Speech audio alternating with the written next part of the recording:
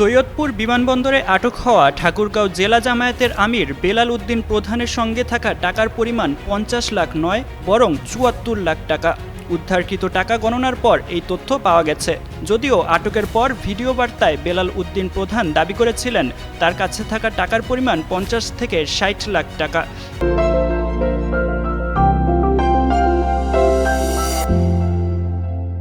এবং এটি তার ব্যবসায়ের অর্থ। প্রাথমিক জিজ্ঞাসাবাদে ঠাকুরগাঁও জেলা জামায়াতের আমির নিজেকে জেলার সালন্দর ডিগ্রি কলেজের শিক্ষক হিসেবে পরিচয় দেন।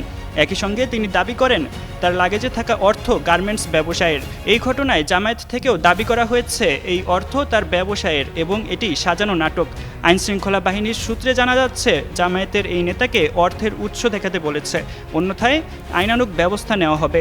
এদিকে আটকের পর জিজ্ঞাসাবাদ করার সময় অসুস্থ হয়ে পড়লে বেলাল উদ্দিন প্রধানকে প্রথমে সৈয়দপুর ১০০ শয্যা বিশিষ্ট হাসপাতালে নিয়ে যাওয়া হয়। সেখান থেকে পরে তাকে রংপুর মেডিকেল কলেজ হাসপাতালে নিয়ে যাওয়া হয়।